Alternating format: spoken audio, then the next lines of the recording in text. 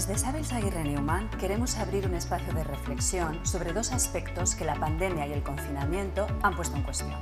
Por un lado, nos preguntaremos si las oficinas seguirán siendo el espacio prioritario para trabajar. Y por otro lado, reflexionaremos sobre si las ciudades perderán atractivo como forma de organización social. Queremos aprender de esta experiencia para redefinir nuestra manera de vivir y trabajar e incrementar la calidad de vida de todos. La entidad estatal de suelo, con más de 60 años de experiencia, es el primer operador de suelo público. Convierte espacios vacíos en lugares llenos de vida. Aporta valor y crecimiento de forma sostenible. Trabaja cada día para ser un ejemplo de eficiencia, calidad y transparencia. Es un organismo público al servicio de los ciudadanos, para seguir construyendo un futuro juntos. SEPES, Entidad Estatal de Suelo, Ministerio de Transportes, Movilidad y Agenda Urbana, Gobierno de España.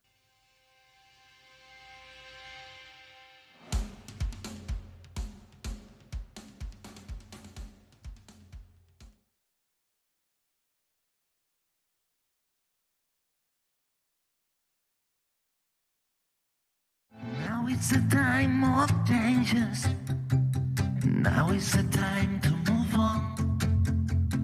This is the time for solutions. Feel the motion. Be new is born. The enemy, none of you. No one connected to you. The enemy, none of you. Be new will do it for you. This is the time for solutions. Be new is for you.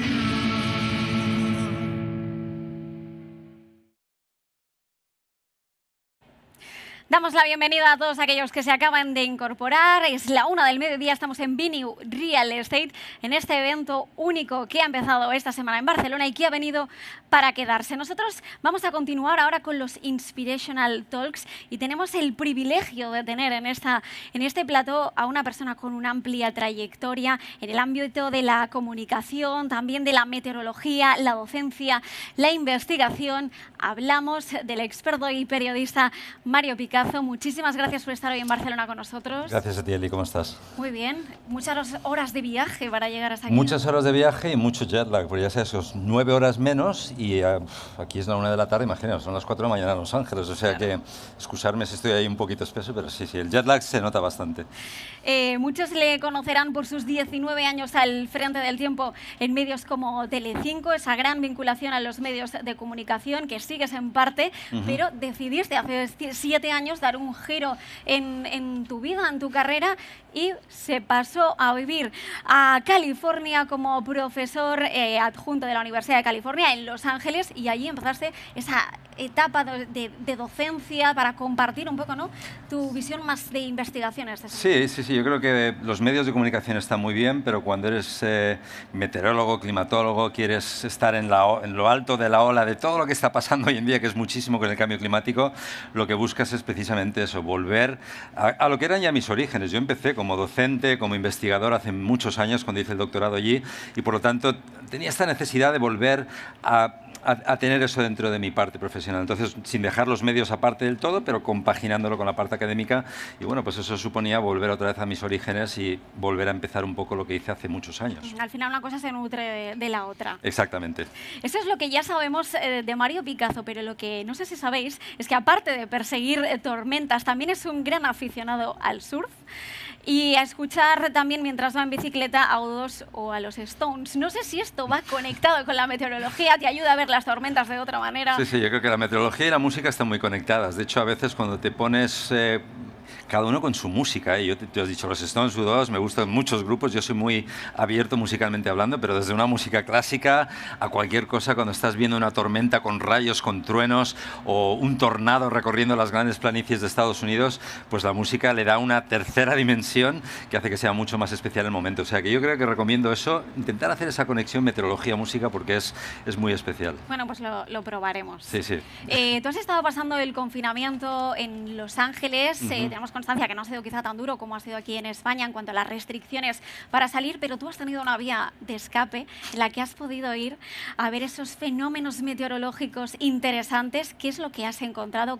¿Cómo has aprovechado el tiempo también en este confinamiento? Bueno, nuestro confinamiento allí no ha sido tan estricto como el que hubo aquí en España, ¿no? Esos 3 casi meses de no salir de casa, podíamos salir a la calle y por lo tanto, pues como había fenómenos que cubrir, porque sigo trabajando en algunos medios que requieren que estemos al pie del cañón de algunas cosas, pues en cuanto podía me escapaba, pues ya sea cubrir un incendio, una tormenta, una sequía o lo que sea, ¿no? Entonces, ese confinamiento se lleva mucho mejor si tienes una actividad al aire libre donde sabes que no hay pues peligro de contagio porque estás al aire libre, normalmente hay poca gente en el entorno, o sea que ha sido un confinamiento para mí especial. Sé que mucha gente lo ha pasado mal, sí. Todos hemos pasado una etapa y estamos pasando ahora mismo que es muy diferente a nuestra vida habitual, pero en mi caso el hecho de poder estar al aire libre me daba, pues yo creo que un privilegio que mucha gente no ha podido disfrutar y además haciendo lo que me gusta, ¿no? Claro, y además ha resultado pues un punto de inflexión y un aprendizaje quizá a la vez.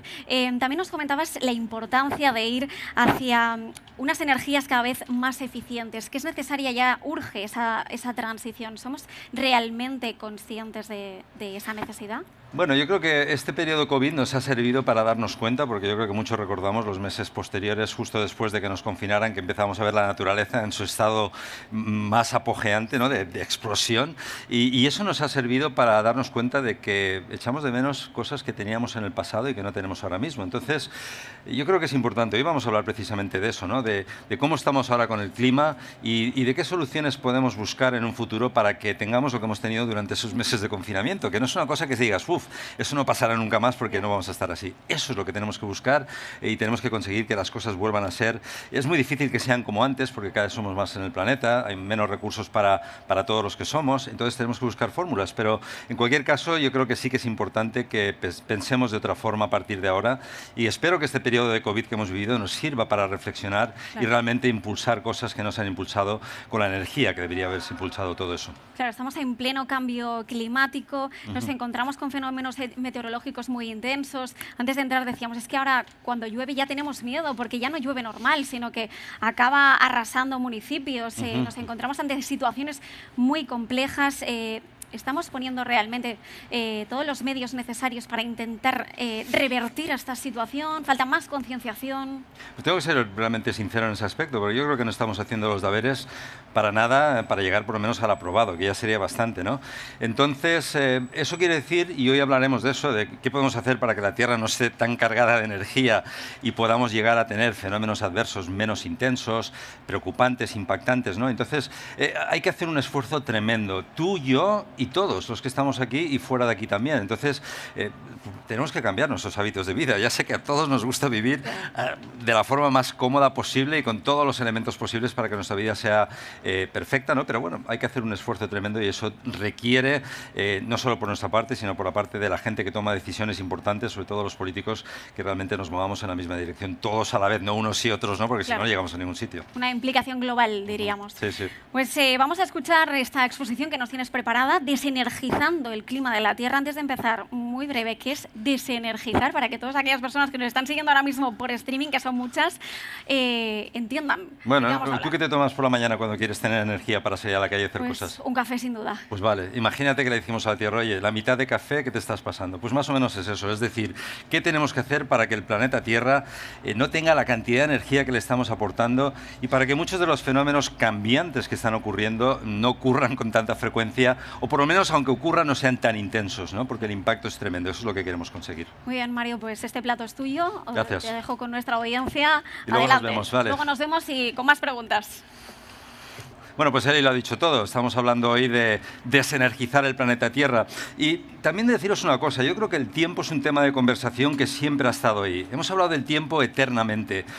Yo soy una persona como meteorólogo que intento evitar los ascensores porque los ascensores son una trampa mortal para un meteorólogo porque lo primero que te preguntan es qué tiempo va a hacer, se casa mi hija dentro de 2 semanas, qué me voy a encontrar, ¿no? El tiempo siempre ha sido un tema socorrido de conversación. Es amable, es interesante, por supuesto, y además nos aporta una información que creo que es muy valiosa. Hoy en día todos dependemos del tiempo. Antes era la gente de la mar, del campo. Hoy en día los urbanitas, que cada vez somos más, tenemos una dependencia tremenda por el tiempo. Pero También hay que decir una cosa, el tiempo sigue siendo un protagonista de conversaciones, pero también lo es hoy en día algo que llamamos el cambio climático. Cada vez voy por la calle y escucho a más gente hablando de cambio climático, ¿no? De cómo ha cambiado el tiempo, de cómo hemos visto una situación adversa en un lugar determinado, ¿no? Y me ha ocurrido precisamente ayer cuando venía en el AVE hacia Barcelona, tenía un señor que estaba justo al otro lado del pasillo y claro, el señor me reconoció de la tele, del tiempo, y me miraba, yo le miraba. Nos mirábamos los dos y al final ya se soltó, porque además con esto del COVID todo el mundo es muy precavido a la hora de hablar, ¿no? Se quitó la mascarilla y me dijo, oiga, usted es el del tiempo, es que tengo una duda, porque el hombre se había construido una casa en la Sierra de Madrid. Tenía un tremendo ventanal en esa casa y para cubrir el ventanal se había puesto unas persianas muy sofisticadas, hace 20 años ya que se las puso, fabricadas en Dinamarca con la fiabilidad de que esas persianas aguantaban vientos de 100 kilómetros por hora. Entonces el hombre me dijo, cuando me las puse, estupendo, pero en los últimos 10 años las he tenido que cambiar 7 veces, porque es que los vientos me las han arrancado de cuajo. ¿Y por qué pasa eso? Y dije, bueno, pues, dice, porque ahora lo que hago es he quitado las persianas y he puesto estores por dentro de los ventanales, porque así el viento no las afecta. Y el hombre estaba muy consternado porque no entendía cómo lo que él había hecho hace 20 años hoy en día ya no funcionaba. Y no funcionaba, le dije, porque usted cada vez vive en un planeta más enérgico, donde los vientos son más fuertes y donde usted ha tomado la decisión exacta, porque esos vientos que hoy están arrancando sus ventanas de cuajo, dentro de 20 años, dentro de 10 años incluso van a ser mucho más intensos. O sea que mejor lo que ha hecho de poner los estores por dentro y si tiene otras estructuras que puedan verse dañadas por el viento, le recomiendo que este es el momento de pensar en ellas. Eso es cambio climático, ¿no? Yo empecé en esto de la meteorología precisamente para los que estáis aquí viéndonos y no sois de la zona, a unos 20 kilómetros al sur de aquí, me crié en Castelldefels, era un chaval, a los 12 años ya estaba con la meteorología, tomando datos 3 veces al día y de los 12 hasta ahora no he parado con la meteorología. Me aficioné también porque los medios de comunicación aquí en Barcelona pues transmitían la meteorología de una forma realmente especial, mejor que nadie. Y eso me aficionó, aparte de mi profesora en BUP que me enseñó lo que era la meteorología, ¿no? Pero en cualquier caso, cuando yo tomaba datos a los 12 años aquí, no tenía ni idea de que hoy en día los datos que yo tomaba entonces iban a ser tan diferentes de los que estamos midiendo. O sea que el clima ha cambiado radicalmente y estáis viendo aquí precisamente pues, temperaturas de cómo ha evolucionado la temperatura global en este esta pequeña imagen que tenéis detrás, donde la temperatura ha evolucionado prácticamente desde los años 70 hasta la actualidad. Se ve el calor que hemos acumulado en los últimos años y os llamará la atención de que encima del gráfico, aparte del color rojo que hemos ido adaptando y aportando a nuestras temperaturas globales, veréis que encima los colores son opuestos. Hay un azul. Lo que representa eso es la estratosfera comparado con la parte inferior de la atmósfera que es la troposfera. Es decir, que mientras estamos calentando la troposfera, donde nosotros estamos ahora mismo, estamos enfriando la estratosfera. ¿Cuál es el gran problema que tenemos hoy en día? ¿Por qué estamos energizando tanto la Tierra? Bueno, pues la respuesta es muy sencilla. La principal es esta, y es que estamos, de alguna forma, haciendo que el cambio climático no sea cosa de todos. Esta cita que tengo de Robert Swan es una que utilizo siempre que voy a hablar de cambio climático porque me parece muy, muy importante y transmite exactamente uno de los grandes problemas que tenemos, y es este, que el mayor peligro de nuestro planeta es realmente pensar que otro lo va a solucionar todo, que lo va a salvar, ¿no? ¿Cuántas veces hemos ido a echar la basura a un contenedor diciendo, bueno, pues voy a reciclar? Y entonces otro vecino se asoma, te ve reciclando y dice, bueno, pues ya lo está haciendo aquel, ¿para qué voy a hacer? Ya tenemos a gente que está reciclando, ya tenemos a gente que está comprándose coches mucho más sostenibles, ya tenemos a gente que en general aporta.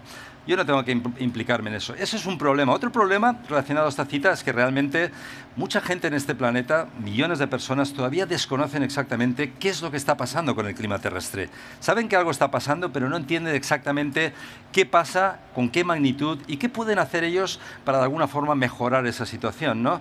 ¿Cómo podemos hacer para quitarle energía a este sistema planetario que estamos viviendo hoy en día?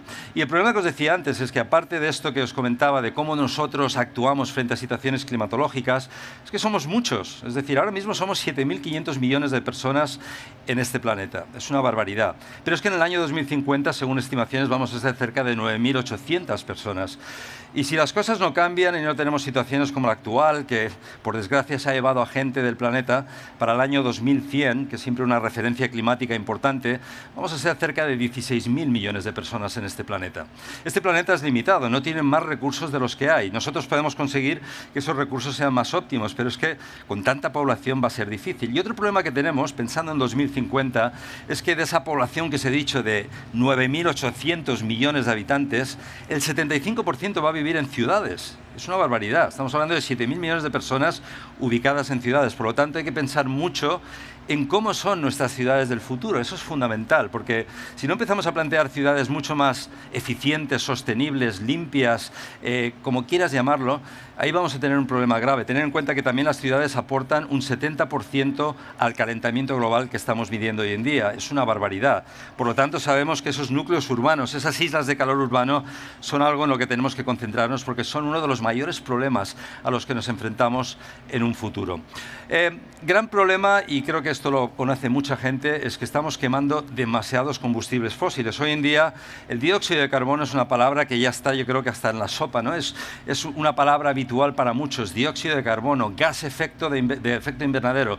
Hay otros gases que están en segundo plano que también están creciendo en popularidad. Por ejemplo, el metano es un gas importantísimo, aparte del CO2 que os he comentado, pero también los óxidos de nitrógeno. De hecho, esta semana se ha publicado un artículo científico muy interesante que habla de la importancia que está teniendo el crecimiento de los gases como el dióxido de carbono, el metano, pero también los óxidos de nitrógeno que vienen de la agricultura principalmente, porque todos ellos están sumando para calentar el planeta más, para hacerlo más enérgico en general, ¿no? El CO2 es un gas contaminante, lo hemos aumentado tremendamente. Cuando yo empecé a dar clase en la universidad, me acuerdo de los valores que presentaba a los estudiantes y no tienen nada que ver con los que tenemos hoy, es una diferencia radical, pero para que os hagáis una idea, desde que empezó la era industrial en 1850 aproximadamente, hemos aumentado la concentración de CO2 en nuestra atmósfera un 44%, eso es muchísimo, pero es que desde el año 2000, que está ahí a la vuelta de la esquina, la hemos aumentado un 11%, mucho CO2 en la atmósfera.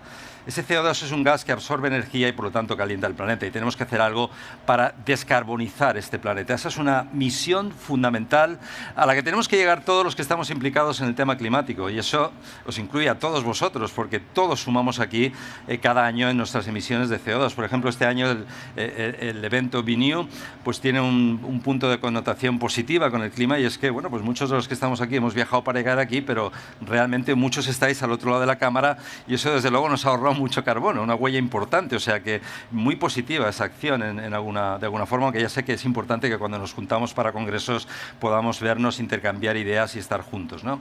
El CO2 ha crecido tremendamente. Estáis viendo un gráfico que os va a llamar la atención, y no soy partidario de enseñar en mis charlas gráficos y curvas ascendentes, porque parece que es como una cosa habitual, ¿no? Y seguramente que alguno de vosotros pueda decir, yo no estoy tan a favor de creer que esto es tan radical como está ocurriendo, pero yo soy científico, trabajo con científicos, y no son científicos que dependen de decir cosas para vivir.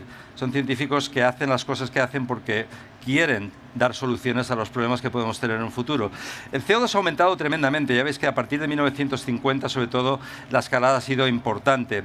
Y previamente a la revolución industrial teníamos un CO2 bastante constante. Esto en un periodo de tiempo relativamente moderno, ¿no? Y esto creo que lo entenderéis todos, porque a partir de la revolución industrial empezamos a emitir muchos más gases, no solo el CO2, el metano también ha aumentado, por supuesto, incluso los óxidos de nitrógeno que he comentado. Pero mirad este gráfico, que es mucho más impresionante, porque aquí estamos haciendo una reconstrucción de 800.000 años. Ya sé que muchos diréis, pero ¿cómo podemos reconstruir el CO2 de 800.000 años? Bueno, pues en la era moderna lo hacemos con observatorios y satélites, pero todo lo que veis posterior se ha hecho reconstruyéndolo con pues, burbujas de aire en hielo y haciendo un análisis de esos gases. Sea más o menos exacto ese dato que hacemos marcha atrás 800.000 años, hay una clara tendencia. Este planeta en los últimos 800.000 años no ha visto tanto CO2 en la atmósfera como ahora. Y aunque hemos tenido periodos en la Tierra debido a la climatología natural del planeta, ya sean erupciones volcánicas y demás, y ha habido periodos de mucho CO2 en la atmósfera, nunca en el registro histórico sabemos que esa curva ha hecho lo que está haciendo esa, que es ascender tan rápidamente. Ese es el gran problema. No se trata de que hemos cambiado el clima y lo hemos hecho igual que hace millones de años. Se trata de que el cambio ha sido tan rápido que las consecuencias son muy rápidas también y muy aceleradas, ¿no? O sea que tenemos ahí constancia del CO2 y de lo que ha hecho y las consecuencias. Yo quiero contaros hoy un poquito también qué consecuencias tiene energizar el planeta Tierra. No quiero ser aquí el que da charlas dramáticas, porque al final lo que queremos buscar son soluciones a estos problemas que son palpables y reales. En los medios de comunicación se tiende mucho a meter todo lo que tiene que ver con cambio climático o una anomalía dentro de un gran saco que pone cambio climático, ¿no? Pero hay que tener cuidado también. Como científicos diré que hay cosas que sabemos que están directamente relacionadas con el cambio climático, pero es que hay muchas cosas que desconocemos todavía si son o no cambio climático. Por ejemplo, mañana una gran tormenta con unas granizadas impresionantes, como las que pueden venir aquí a Barcelona durante el fin de semana, de hecho entre el viernes y el sábado. Bueno, pues enseguida van a decir, esto es cambio climático. No, es un caso puntual. Para hablar de clima, para hablar de cambio climático, tenemos que utilizar un periodo de tiempo determinado, 30 años nada más y nada menos. Es un periodo muy largo, o sea que esto que vamos a presentar, por ejemplo, es una tendencia del clima, cómo el calentamiento global causado por esa emisión de gases de efecto invernadero ha deshecho, por ejemplo, el hielo en una zona como es el Ártico. Sabemos que hay un deshielo tremendo en el Ártico y ese deshielo tiene implicaciones importantes. Por ejemplo, lógicamente un impacto en el medio ambiente, en el ecosistema de la zona, pero también tiene un impacto global tremendo en el clima, porque decís, bueno, ¿qué más da que tengamos más o menos hielo? Pues tiene un impacto muy importante. Primero porque cuando quitas hielo, quitas uno de los espejos que tiene la Tierra para reflejar radiación solar. El hielo en el Ártico refleja mucha radiación solar. Si vas derritiendo el hielo, quitando superficie de hielo, lo que haces es quitar y hacer tu espejo cada vez más pequeño y toda esa radiación que reflejabas otra vez hacia el espacio se absorbe.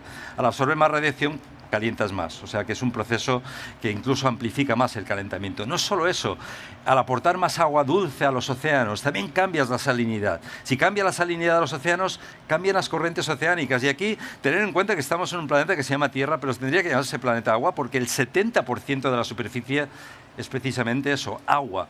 Los océanos son nuestra salvación, nuestra esponja.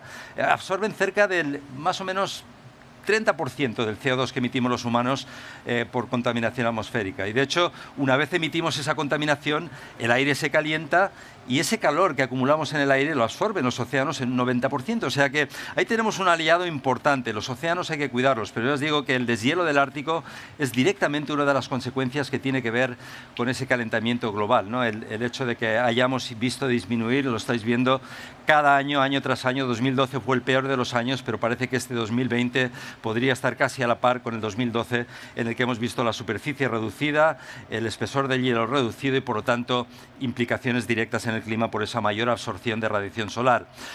Otro gran problema, y a este nos enfrentamos cada día más, y creo que es el que más puede palpar la gente, es ¿qué intensidad tienen hoy en día nuestros fenómenos meteorológicos? Pues una intensidad mucho mayor, ¿no? El problema que tenemos con clima es que si yo os digo mañana que va a haber 10 grados bajo cero en Barcelona, diréis, pero a ver, eso es un récord. Ese frío no hemos tenido desde el año 1905, por decir, ¿eh? Y diréis, pero ¿cómo puedes estar hablando aquí de calentamiento global, de cambio climático, cuando tenemos temperaturas de 10 bajo cero? Ahí hay un problema importante y es la confusión que tenemos entre el tiempo meteorológico y el clima. El tiempo meteorológico, yo suelo usar esta analogía porque funciona bastante bien para entenderlo. Tiempo meteorológico es como tu personalidad. Un día estás contento, otro día estás triste, otro día estás eufórico, otro día estás cansado. Es tu estado anímico del momento, eso es el tiempo. El clima, cuando hablamos de cambio climático, es tu personalidad, es decir, una media de todo eso, ¿no? Entonces, eventos puntuales no se pueden atribuir directamente a cambio climático, pero los que investigamos la meteorología y la climatología sabemos perfectamente que a medida que metemos más energía en el planeta, ya sea en la atmósfera, en los océanos, estamos poniendo más energía a disposición de cosas como las que estáis viendo en pantalla, huracanes. Hoy estamos muy pendientes de un huracán categoría 3 que se mueve por el Golfo de México, va directo a la costa del Golfo, a la zona de Luisiana. Es un huracán, pero lo excepcional de este año, y aquí los meteorólogos sabemos que más calentamiento global no quiere decir más huracanes necesariamente, a pesar de que esta temporada está siendo excepcional, pero sí que quiere decir que vamos a tener huracanes más potentes, que vamos a tener fenómenos adversos mucho más intensos. Y de hecho estamos viendo durante los últimos 4 o 5 años que los huracanes que se forman no solo son mucho más intensos, es decir, que llegan a categoría 4 o 5, son mucho más duraderos, se mueven mucho más lentamente. Eso es un gran problema porque impactan mucho más tiempo sobre una zona y descargan mucha más agua y generan mareas ciclónicas mucho más importantes. O sea que la energía que estamos aportando a los océanos y a la atmósfera son en parte responsables de esos cambios que estamos viviendo. Y esto tiene un gran impacto en zonas tropicales, pero no nos quedamos ahí porque hoy estamos no en zonas tropicales, en una latitud media, alta, y entonces, bueno, pues en Europa, por ejemplo, hemos empezado a poner nombres a las borrascas. ¿Por qué? Porque las borrascas empiezan a ser semi-huracanes. Entonces, como empiezan a ser semi-huracanes, de hecho aquí en el Mediterráneo podríamos tener perfectamente la formación de lo que llamamos medicanes en un futuro, que son una especie de huracanes que cada vez son más frecuentes, ¿no? ¿Por qué ponemos nombres? Porque la población se sensibiliza mucho más cuando tú tienes una borrasca que tiene nombre que cuando dices, viene una borrasca con vientos de 120 por hora y va a dejar 100 litros en 24 horas, pues dices, vale. Pero cuando te dicen, no, es que la borrasca Alex, como la que pasó por aquí el otro día, va a hacer esto. Dices, anda, pues todo el día estás pendiente de Alex, de los medios de comunicación. Al final hemos tenido que hacer eso porque las borrascas de antaño, que no eran tan intensas siempre, ahora empiezan a serlo mucho más y con mucha más frecuencia. O sea que fenómenos meteorológicos más adversos que no se incluyen tormentas y huracanes, se incluyen anticiclones más potentes, sequías más severas y, por supuesto, otros fenómenos que os voy a comentar. Las olas de calor. Las olas de calor son lo peor que tenemos de este cambio climático que estamos viviendo.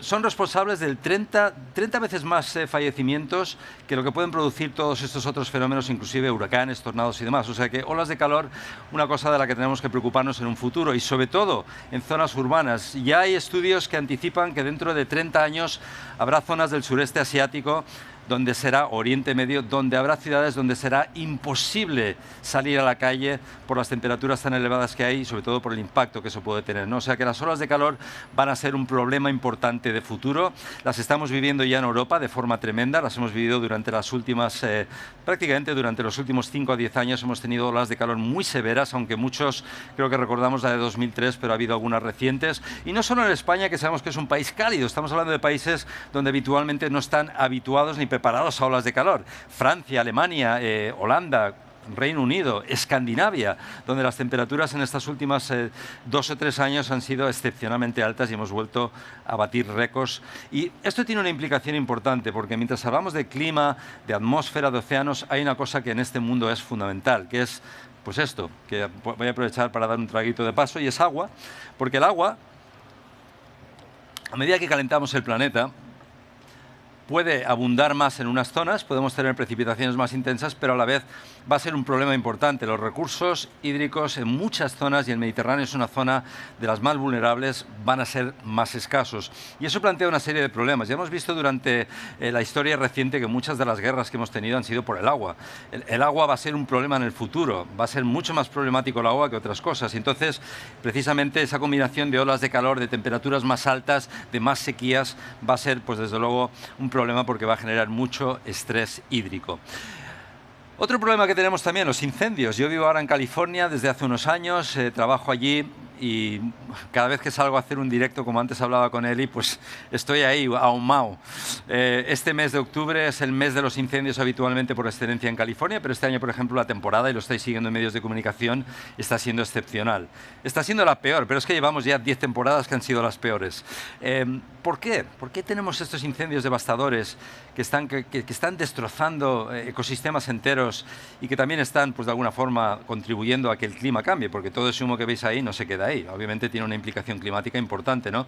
Pues en California el problema principal es que llevan una sequía prolongada de 10 a 15 años, cosa que no es habitual, pero que va a ser más habitual en el futuro. Y esto que digo de California lo estoy diciendo porque es muy trasladable a esta zona. Estamos en un clima mediterráneo, lo que pasa en California puede pasar en el Mediterráneo y, por supuesto, habéis visto que el invierno pasado, verano en el sur, pasó en Australia de una forma devastadora, ¿no? Entonces, pues a medida que se calientan las temperaturas, la vegetación se seca antes, hay muchos más bichos, muchas más pestes que pueden afectar a la vegetación y acabar pues debilitándola para que sea más vulnerable al fuego.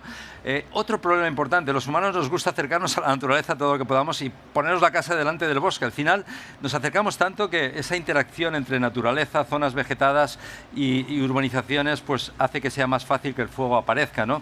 Y luego, por supuesto, el hecho de que pues la vegetación cada vez más sufre un cambio climático más errático. En California, por ejemplo, igual te llueve mucho en una temporada, genera vegetación muy grande, pero luego vienen olas de calor como nunca se han vivido, y eso hace que pues las temporadas de incendios que antes siempre han existido, por supuesto, pero antes eran en octubre, este año empezó en agosto y seguramente durará hasta noviembre. Es decir, todo se va estirando en lo extremo del clima. Los incendios son un problema que, por supuesto, aquí también en España y en muchos otros países mediterráneos es un problema.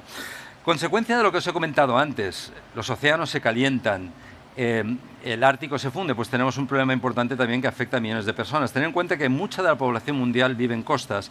Esta es la nación de Kiribati y no es que os esté enseñando una cosecha que se ha quedado inundada porque ha subido el nivel del mar, pero este problema de subida del nivel del mar es un problema de futuro muy importante. Y aquí en Kiribati, pues lo que han hecho es, dado que se ha inundado mucha parte de su tierra, cambiar, habitarse adecuarse, adaptarse, como queráis llamarlo, a otro tipo de cultivos, en este caso algas marinas, porque ahora el mar ha ocupado su tierra. Kiribati es una nación de 100.000 habitantes que va a desaparecer en 15 años, como ya han hecho algunas islas del mundo. Otros países, otras naciones, Maldivas, Tuvalu, todas estas naciones en 15, 20 años no existirán. Es increíble decir esto y mucha gente tendrá que verse desplazada y ese es uno de los grandes problemas del clima actual. No solo que nos impacta, que de repente un día nos abolla el coche el granizo o se nos inunda un bajo, es que millones de personas, sin que nosotros lo vivamos directamente, se están teniendo que desplazar a otros sitios del mundo para evitar situaciones como esta. Bueno, pues dicho un poco lo que puede pasar con el clima de la Tierra, que os he contado qué estamos haciendo para hacerlo más enérgico, cuáles son algunas de las consecuencias, no puedo recorrer todas porque nos quedaríamos sin tiempo. Vamos a empezar a pensar un poco en soluciones, ¿no? Una solución, y esto es ciencia ficción total, creo que algunos habéis oído hablar de esto, es lo que llamamos la geoingeniería. Y es curioso porque es un tema que en el pasado, hace 10, 20 años, la gente lo veía como una cosa, pero de verdad, como totalmente ciencia ficción. Geoingeniería simplemente tiene que ver con una forma de cambiar, de modificar el clima terrestre de forma artificial, ¿no?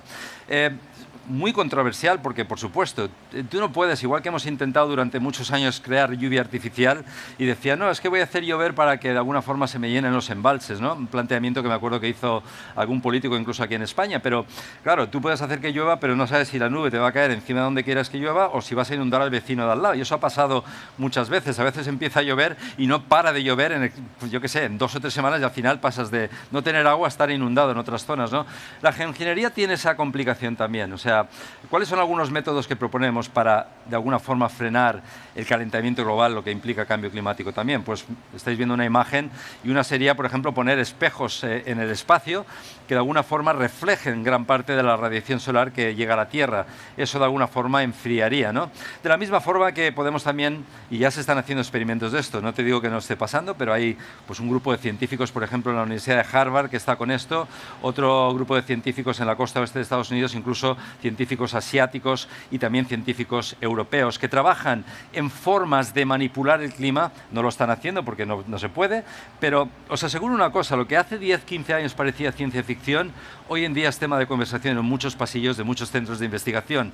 Lo que quiere decir que estamos ya desesperados por buscar una fórmula que de alguna forma tengamos en la recámara por si las cosas se ponen un poco complicadas y eso puede pasar en no más de 10 años, ¿no? Entonces, esta es una solución. El tema de los espejos, también se está hablando de simplemente cultivar el cielo con partículas de sulfato para que las nubes reflejen más, hacer las nubes más brillantes. Cuanto más brillantes son las nubes, más reflexión también. Las nubes reflejan radiación solar. Se habla de formas de incluso meter más hierro en los océanos para que las algas marinas absorban más CO2. O sea, hay un montón de proyectos de geoingeniería que implican, de alguna forma, evitar que la energía que llega del sol se absorba de forma tan fácil. Por supuesto, también hay proyectos que implican algo que se llama secuestración de carbono, y eso es lo que os he comentado de las algas marinas. ¿Esto es viable o no es viable? Bueno, pues es una cosa que podemos debatir eternamente sobre ello. Seguro que hay muchísima más gente que dice que esto no se puede hacer que se puede hacer. Y la implicación es la siguiente. Es decir, yo puedo empezar a friar el planeta en alguna zona determinada, pero lógicamente no puedo controlar el impacto que va a tener ese enfriamiento porque mientras yo enfrío la temperatura global, habrá zonas donde el clima cambie de una forma y otras donde el clima cambie de otra. O sea que las implicaciones no son nada controlables. Mientras enfrío el planeta puedo hacer que en unas zonas llueva más y haga más frío, pero en otras puedo hacer que haga más calor y haya más sequía. O sea que es muy complicado aplicar una tecnología tan exacta como esta de la geoingeniería, pero os aseguro que hay mucho dinero invertido y os puedo confirmar, porque trabajo en una universidad donde hay científicos que están en ese frente, que la inversión en este tipo de ciencia va a ser mucho mayor en los próximos 20 años. Pero tenemos soluciones mucho más inmediatas de las que quiero hablaros hoy, que son pues, más palpables y en las que todos deberíamos implicarnos. Aparte de la geoingeniería, que es una cosa un poco que la he puesto ahí un poco para que veáis que hay fórmulas de emergencia que tenemos presentes, hay algo que podemos utilizar que es más directo y es pensar en una nueva economía, ¿no? Es lo primero que tenemos que pensar. Estamos en una situación que nos ha hecho a todos recapacitar, ¿no? El tema del COVID yo creo que nos ha abierto los ojos a muchos en muchos sentidos. Y ahora solo porque hayamos visto un entorno mucho más saludable y hayamos estado en un entorno que a todos nos gusta más ver, es decir, el ver una montaña que no veíamos antes porque estaba tan contaminado que no se veía, el ver animales corriendo corriendo por la ciudad libremente, obviamente buscando basura también, pero que en un entorno mucho más abierto, el ver unas situaciones medioambientales que muchos ni conocíamos, o sea, algunos que llevamos más en este planeta las habremos visto, pero muchos que sois más jóvenes, como estáis aquí, pues no las habréis visto. Entonces, todo eso implica pensar en otro tipo de economía, en una nueva economía, ¿no? Una economía que todos conocemos como una economía más circular, es decir, que no consumamos tanto, es decir, esta chaqueta me la puedo haber comprado aquí al lado en mi barrio, la puedo haber pedido online y me la han traído de otra ciudad de España, o puede haber llegado de Australia. Lógicamente, la primera sería la alternativa más importante, es decir, que yo si voy a consumir empiece a pensar de esa forma, ¿no? Es decir, que cambiemos nuestros hábitos y por desgracia todavía no existen esas limitaciones, es decir, cuando yo pido un producto, yo no sé cuánto va a viajar ese producto porque a veces no me lo dicen, es decir, yo sé que muchos de vosotros seguramente entráis en webs, compráis cosas, pero nadie os dice siempre ese producto viene de tal sitio, o si os lo dice seguramente no os fijáis. Yo nunca me compraría una chaqueta que venga de Australia, es decir, por muy bonita que sea y muy chula que sea, pues al final diría, oye, mira, pues me la pido de algún sitio de aquí, por lo menos que venga de algún sitio de Europa, como mucho, o si puede ser que sea de España, y si puede ser que sea de un fabricante local, porque además estoy de alguna forma potenciando la economía de mi zona. Todo eso es importante, ¿no? Pero sobre todo pensando en lo que estamos hablando hoy de cambio climático, yo creo que es fundamental que pensemos de esa forma. Una economía circular implica que reaprovechemos muchos de los materiales que utilizamos. En este término, por supuesto, entra el reciclaje que ya muchos empezamos a hacer, ¿no? Pero también hay que pensar en una forma muy especial, es decir, antes os he comentado que las ciudades del mundo están creciendo a un ritmo aceleradísimo, de que en el año 2050 2/3 partes de la población va a vivir en un entorno urbano. O sea, que empecemos a pensar por las ciudades, primero porque contribuyen mucho al calentamiento global, contribuyen mucho a la contaminación atmosférica, y no solo estamos hablando de cambio climático, son 7 millones de personas, exactamente lo que dice la Organización Mundial de la Salud, pierden la vida cada año por temas relacionados con la contaminación atmosférica de alguna forma. Entonces, vamos a pensar no solo en no contaminar para no cambiar el clima, pero también en cosas que directamente tienen que ver con la salud. Y lo digo por una cosa, porque no solo son los 7 millones de habitantes que pierden la vida al año, implica un coste tremendo para los distintos servicios de salud de todo el mundo, el tener que, de alguna forma, lidiar con esos problemas de contaminación. Las ciudades son nuestro foco principal, son nuestro foco de calentamiento y tenemos muchas herramientas para hacerlas mucho más llevaderas. Yo estoy en una ciudad hoy, Barcelona, que creo que es puntera en algunos de esos aspectos. También es cierto que vengo de California, que es un estado dentro de Estados Unidos, que es un país en general desastroso con todo esto, porque el compromiso no es grande ahora mismo, pero bueno, en cualquier caso, estoy en una sociedad donde hay un empuje tremendo para conseguir que todas estas cosas pasen. Las ciudades las tenemos que hacer mucho más inteligentes, las tenemos que hacer más sostenibles y eso implica un trabajo tremendo entre meteorólogos, arquitectos, urbanistas, economistas, es decir, buscar un conjunto de cosas, que es precisamente una de las cosas que en este congreso de Biniu, en esta reunión, estamos viendo. Al final ha acabado en una reunión de muchas cosas y creo que es importante que todos nos comuniquemos para conseguir eso. Las ciudades se han convertido en lugares muy difíciles de habitar, aunque van cambiando poco a poco. Europa, desde luego, es muy diferente a otras ciudades. De hecho, si coges algunos informes, las 10 ciudades más sostenibles del mundo tienen unas 8 europeas, otras 2 son asiáticas, y eso dice mucho de lo que tenemos cerca, ¿no?, de Europa, de cómo estamos haciendo las cosas. Pero ¿qué implica el llegar a tener ciudades más sostenibles? Pues implica precisamente que esas ciudades inviertan mucho más en ese tipo de cosas. Necesitamos que los que están a cargo del dinero, los que tienen de alguna forma la mano para poder hacer esas cosas, vean claro que esto no solamente es una cosa de cambiar el clima y hacer las ciudades más saludables, se trata también de generar un bienestar social. De hecho, hay científicos que dicen que el PIB, lo que usamos como indicador del PIB, tendría que desaparecer completamente y que en ese PIB que utilizamos tendríamos que incluir 2 factores esenciales. Uno sería el bienestar social y otro sería el bienestar medioambiental. De ahí tendríamos de verdad un PIB que representa todo, porque parece que todo lo que tiene que ver con sostenibilidad hoy en día está como desglosado del resto de la vida y tendría que estar muy incluido, ¿no? Y yo creo que esa es la tendencia. De hecho, Nueva Zelanda, que ya sé que es un país de 5 o 6 millones de habitantes, es el primer país que ha incluido esos 2 indicadores dentro de su formato PIB. Entonces, es una sugerencia para futuros políticos.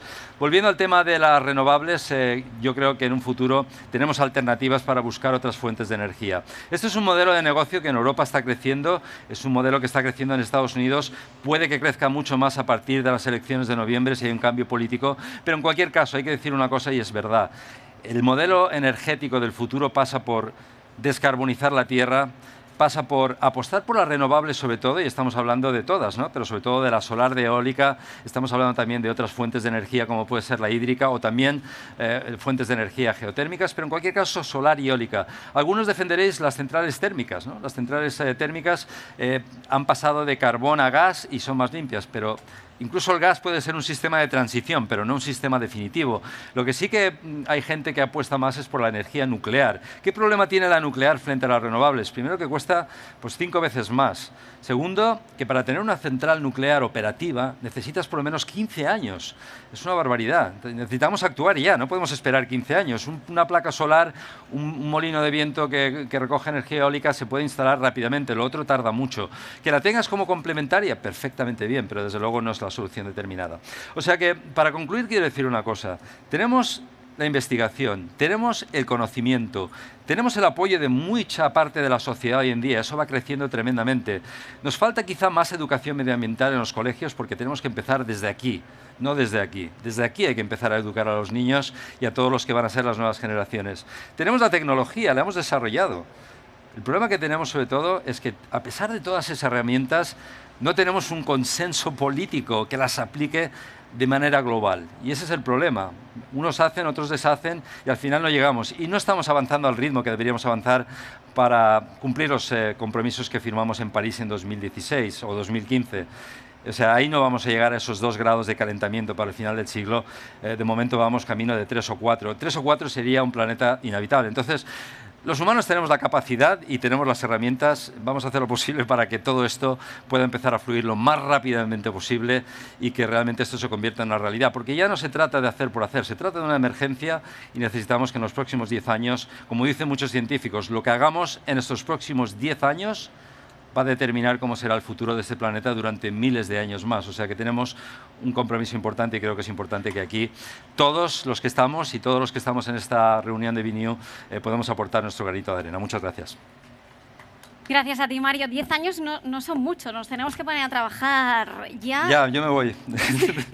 No, es verdad, es 10 años...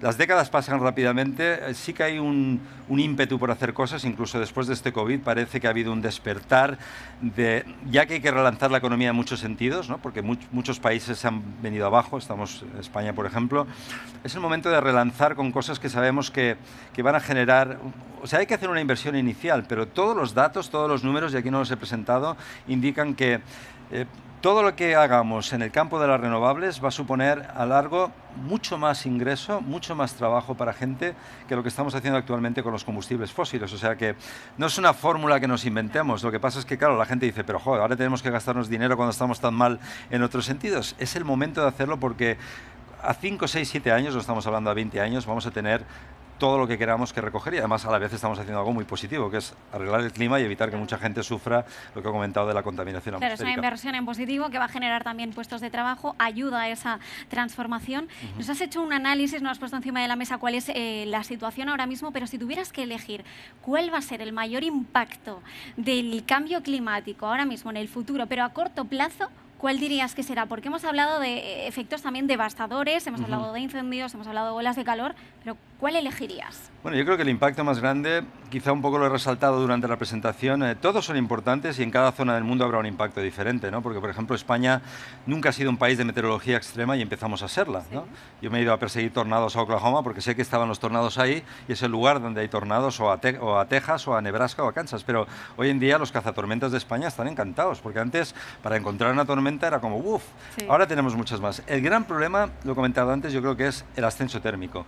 Esas olas de calor son devastadoras, van a ser mucho más y aunque los humanos nos adaptamos porque decimos, bueno, pues pongo un aire acondicionado, ¿qué más me da? Pero ya no es eso, es el impacto que esas olas de calor puedan tener en la agricultura, en enfermedades infecciosas, el impacto que puedan tener sobre todo en una cosa que es el estrés de agua, el estrés hídrico. Muchas zonas se van a quedar sin suplemento de agua y al no tener agua, pues obviamente el impacto va a ser mucho mayor, o sea que una cosa lleva a la otra, o sea que yo creo que ese sería el principal.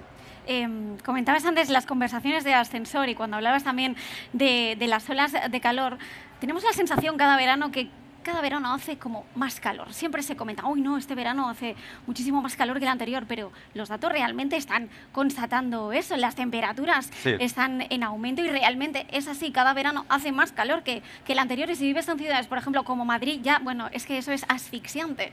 Yo la verdad es que llevaría mejor el calor de Madrid que la humedad de Barcelona, ¿no? Pero cada uno con su tema. Pero en cualquier caso tiene razón, ¿no? El calor es cada vez más intenso, está claro.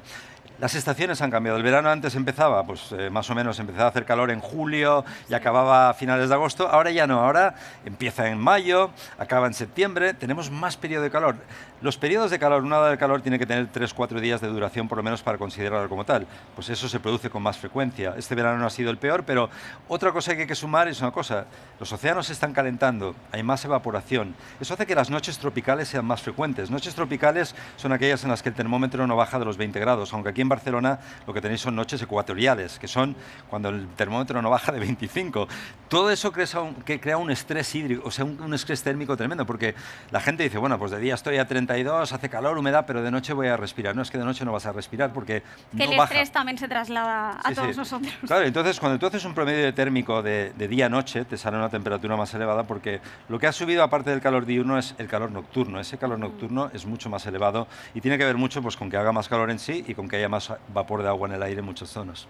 También va a subir el agua, nos vamos a quedar pues, prácticamente sin playas. Decías que había zonas que van a ser arrasadas o que tal y como las entendemos ahora o las conocemos, las Maldivas, ¿no? Que no van a existir. Sí, no, y Maldivas, lo he puesto como un ejemplo porque es una nación como otras muchas, pero vive del turismo y lógicamente no es el principal problema porque el turismo es importante, por supuesto, pero es que hay cosas más directamente relacionadas con ese aumento del nivel del mar, ¿no? Por ejemplo, hay muchas zonas costeras del mundo, piensa en Estados Unidos, toda la costa sur y este, donde el nivel del agua está subiendo muy rápidamente, no solo porque sube el nivel del mar, porque ahí no solo es el deshielo del Ártico, es la expansión de los océanos por el calentamiento, y eso quiere decir que cuando sube el nivel del mar y se mete en la costa, todas las aguas dulces que utilizamos para beber, para agricultura, pues ya no sirven. Entonces, estamos contaminando el agua de alguna forma por esa subida a nivel del mar, lo que implica pues, que mucha gente deje de hacer lo que estaba haciendo o se tenga que desplazar a otras zonas. O sea que ahí el impacto es muy tremendo porque hay mucha gente que vive en las costas.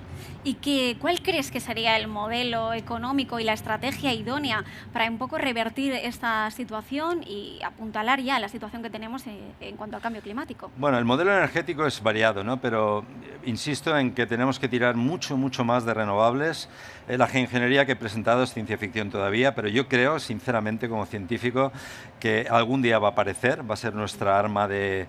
Es como decir, bueno, cuando pase el COVID y saquen una vacuna, ¿nos la pondremos o no nos la pondremos? Hay gente que dirá, pues yo no me la voy a poner, porque me da miedo. Pero si no tienes otra solución, al final te la acabas poniendo, ¿no? Pues esto es igual. ¿Qué hacemos cuando el clima ya empieza a estar de una forma tan extrema que no podemos controlarlo? Pues tenemos que empezar a buscar formas de manipularlo, ¿no? Entonces, esa es una solución de la recámara. Lo más inmediato es lo que os he comentado. Hay que hacer una transición muy radical, por desgracia, más radical de la que deberíamos haber hecho. Si hubiéramos hecho los deberes antes no sería tan radical, hacia energías renovables, eólica, solar, y buscar formas de que el carbón que emitimos, el carbono en general de que va a la atmósfera y a los océanos, cada vez sea menor. Si no lo hacemos, al final, siendo más y más y más en este planeta, no vamos a conseguir llegar a ningún punto. O sea que es fundamental que todos nos impliquemos en ese sentido. Sin duda, estos últimos meses en los que nos hemos enfrentado a esta emergencia sanitaria, ha dejado de lado otros temas en los que estábamos inmersos, otros proyectos, ha puesto en jaque también que ellos puedan avanzar. ¿Crees que a partir de ahora vamos a tener más conciencia de que es importante trabajar en el medio ambiente o que esos proyectos, esas iniciativas que ya estaban previstas van a quedar aplazadas por parte de las administraciones? Sí, ese es un problema importante porque tener en cuenta que ahora pues, la economía se ha visto de alguna forma, ha retrocedido en muchos sitios. España, he comentado antes que era un país donde sabemos que el PIB ha caído de forma importante y puede caer más en el 2021. Entonces, aunque luego se recupere, lógicamente todo esto va con lo que está pasando, ¿no? Pero va, un gobierno llega y dice, oye, pues todo lo que tenía pensado invertir en energías renovables, pues lo voy a dedicar a otra cosa. Lógicamente es más importante que la gente tenga trabajo, bienestar, pueda comer en general, ¿no? Pero no tenemos que olvidarnos de una cosa, lo he dicho aquí en la charla, todo lo que invertamos en renovables, en este cambio, en esta transición de energías basadas en combustibles fósiles a renovables, yo creo que este es el buen momento. Hay una inversión, hay un esfuerzo, pero es que vamos a tener una compensación tremenda a la larga. O sea, no a la larga dentro de 20 años, a la larga dentro de 5, 6, 7 años. O sea, que yo creo que es un momento para hacer una transición. Independiente de que estemos en esta situación que de alguna forma ha puesto ha hecho que haya un bache en la economía de muchos países, ¿no? Es el momento de relanzar, y si unos países no lo pueden hacer tan fácilmente, pues nosotros estamos en la Comunidad Económica Europea, o sea, ahí necesitamos que los demás se sumen y que entre todos podamos conseguir hacer lo que estamos haciendo. De hecho, hay muchos países de Europa donde ya estamos muy a la cabeza de esa iniciativa, o sea, que no es que estemos haciendo las cosas tan mal, pero bueno, aquí hablamos en global, no hablamos solamente de unos países. Lo necesario es que todo el mundo se ponga las pilas y hagamos todos lo mismo. Sí, pero también es verdad que nos encontramos en ciudades muy grandes, Barcelona, Madrid. Aquí en nuestro país, bueno, y a nivel internacional, lo mismo. ¿Cómo pueden absorber esas ciudades la densidad de población? Porque es verdad que nos encontramos aquí en nuestro país la España vaciada, que tantas veces hemos hablado. ¿Cómo se puede trabajar para que puedan acoger las ciudades de forma sostenible a toda esa gente? Bueno, pues mira, en una ciudad lo más importante puede ser algo como, por supuesto, la generación de electricidad, de energía, ¿no? Hacer que esa energía que se genera para tantas personas se genere de forma limpia, porque al final no solo estás creando un entorno más limpio, sino que además estás abaratando el coste. O sea, el coste de la energía que procede de renovables va a acabar siendo mucho más barata que la que procede de combustibles fósiles. Por otra parte, el transporte. El transporte es fundamental. Aquí tenemos que hacer una transición radical, y no estoy hablando solamente del transporte individual, que sí que es importante, y que todos los que puedan incentiven a la gente para que cambie de vehículo. Ya sé que aquí, por ejemplo, pues anoche estaba hablando con un amigo que tiene una moto que ya no la puede usar en Barcelona a partir de ya, porque es una moto antigua, y lógicamente a mí, yo digo, lo siento, pero me parece genial, ¿sabes? Porque es que hay que hacer... Pero en nivel colectivo, ¿no? Que los autobuses, que los metros, que los trenes, que todo vaya con electricidad, que se esté generando de una forma limpia. Entonces, toda esa transición y los edificios que he comentado que sean mucho más eficientes es fundamental. Hay que hacer esa inversión, porque es que vamos a estar muchos en las ciudades, y si conseguimos controlar las ciudades podemos controlar gran parte del cambio que estamos viviendo, o sea que encima nos lo ponen cerquita, vamos, que podemos ahí moverlo todo en un núcleo urbano en las grandes ciudades, pues como Barcelona, Madrid, o en otras ciudades del mundo que son de gran tamaño. Inversión hacia la transición ecológica, eso sería fundamental para poder abordarlo, ¿no? Sí, la transición ecológica. Estoy hablando mucho de los humanos, pero también acordaros de que detrás hay muchos otros ecosistemas que también se ven afectados, ¿no? Animales, vegetales, lo que sea, y en los que también estamos pensando cuando hacemos todas estas valoraciones, o sea que todo está incluido dentro del pack. Muchísimas gracias, Mario, se nos acaba el tiempo, pero tendremos que coger el paraguas entonces este fin de semana. Pues mira, antes de salir a la calle me iba, y estaba lloviendo en Barcelona, y decía, no puede ser, el hombre del tiempo, el meteorólogo mojándose, eso es lo peor que puedes ver por la calle, pero es que no da tiempo de coger el paraguas.